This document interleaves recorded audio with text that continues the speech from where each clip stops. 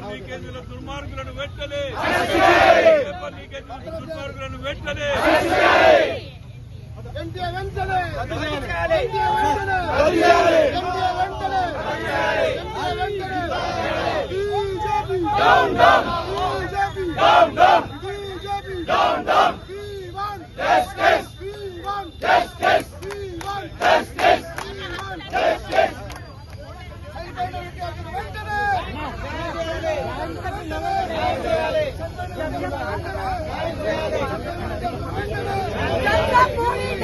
BJP ప్రభుత్వం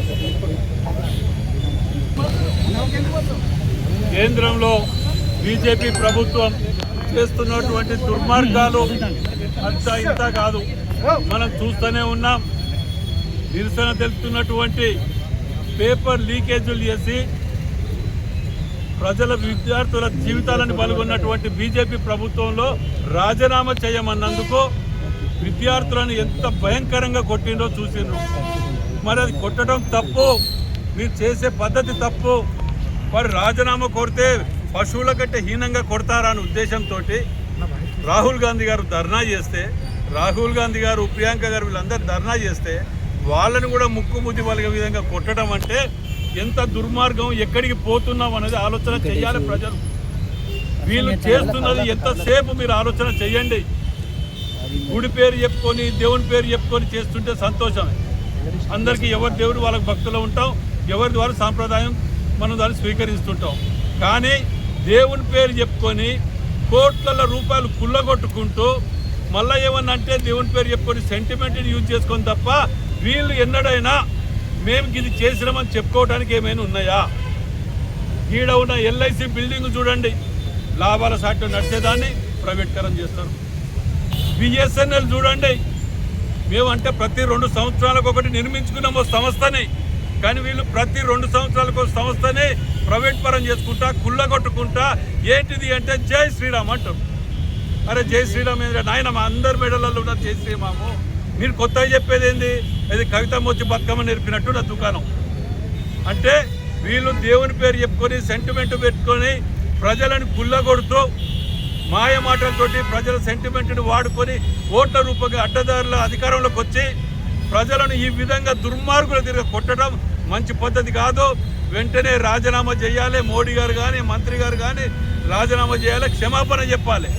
ఈ కార్యక్రమానికి పెద్దలు డిప్యూటీ సీఎం బట్టి విక్రమార్క గారు, కొండ సురేఖ గారు మంత్రివర్యులు ఈ కార్యక్రమానికి నిరసన తెలపడానికి మరి ప్రోగ్రాంలు వేరే ఉన్నాయి, కంపల్సరీ ఇలా పాల్గొనాలని చెప్పడం వల్ల సడన్గా అప్పటికప్పుడు అనుకొని మన డిప్యూటీ సీఎం గారు ఇక్కడికి రావడం జరిగింది. నేను ఇక్కడికి వస్తా, ఇక్కడ చెయ్యాలని తప్పు, ఈ పద్ధతి ప్రజలకు తీసుకువెళ్ళాలని నేను ఇది అయిపోయినాకనే మీటింగ్కి వెళ్తా అని చెప్పి రావడం జరిగింది. ఇప్పుడు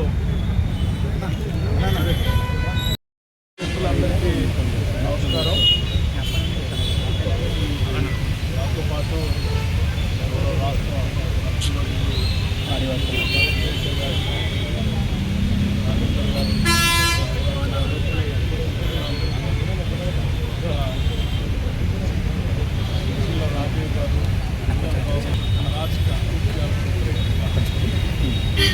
దేశవ్యాప్తంగా నిజానికి ప్రజాస్వామ్యం తెలియజేస్తారు.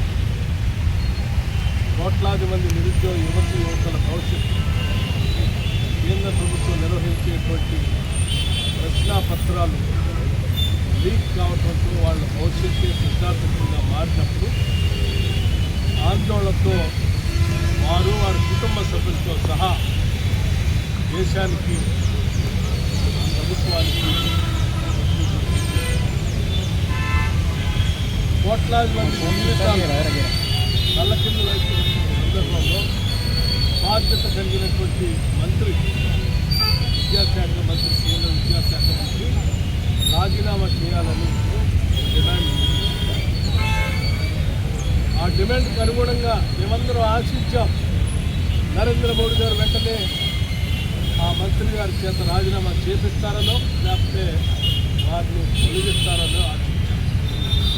దాని దురదృష్టం తొలగించకపోగా ప్రశ్నించినటువంటి విద్యార్థుల్ని ఇంకా తీవ్రమైనటువంటి మానసిక వేదనకు గురి చేస్తున్న పరిస్థితుల్లో కోట్లాది మంది నిరుద్యోగ యువత ఇచ్చినటువంటి ఆలోచన, వారి భావాలను దృష్టిలో పెట్టుకొని కొన్ని లక్షల మంది ఈరోజు నిరుద్యోగ నగర విధుల్లోకి వచ్చి మా ఆవేదన వినండి అని అత్యంత ప్రజాస్వామ్యంగా వారి గొంతు ఇస్తే ఆ గొంతును నొక్కుతూ అమానుషంగా లాఠీచార్జ్ చేస్తూ రక్తం కారేటట్టుగా ఆడపిల్లలను కూడా చూడకుండా దారుణంగా చేసిన సంఘటన కదిలిపోయినటువంటి దేశ ప్రతిపక్ష నాయకుడు శ్రీ రాహుల్ గాంధీ గారు, అఖిల భారత కాంగ్రెస్ కమిటీ అధ్యక్షుడు మల్లికార్జున ఖర్గే గారి నాయకత్వంలో ప్రియాంక గాంధీ గారు మిగతా పార్లమెంట్ సభ్యులు కలిసి బయటకు వచ్చి దారుణం, దుర్మార్గం, ఈ దేశ యువత పట్ల మనం అందరం బాధ్యతగా ప్రవర్తించాలి, వారి భవిష్యత్తే దేశ భవిష్యత్తు అని చెప్పి వారు బయటకు వచ్చి పక్ష నాయకులుగా బాధ్యతాయుతంగా మాట్లాడుతూ ఉంటే వాళ్ళని కూడా నిర్దాక్షిణ్యంగా పోరుచేత బలవంతంగా లాక్కుని వెళ్ళి వారి తీరుని ఈరోజు దేశం అంతా కూడా విశ్రాంతికి గురైంది.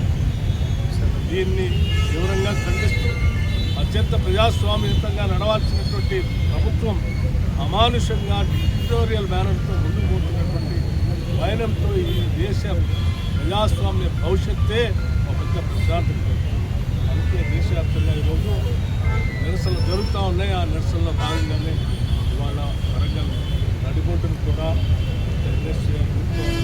అట్లాగే నాయకత్వం, కాంగ్రెస్ నాయకత్వం ఇదంతా చెప్తూ ఉంటే దీనిపైన తీవ్రంగా ఖండించాం. రాహుల్ గాంధీ గారు అరెస్టు కూడా ఇది విద్యార్థులకి న్యాయం జరిగేంత వరకు కాంగ్రెస్ పార్టీ ఖర్గే గారు, రాహుల్ గాంధీ గారి నాయకత్వంలో పోరాటం జరుగుతూనే ఉంటుంది. విద్యార్థుల పక్షాన, యువత పట్ల, యువత పక్షాన కాంగ్రెస్ పార్టీ నిలబడి వాళ్ళ హక్కుల కోసం నిలబడుతుందని కూడా హెచ్చరిస్తున్నారు.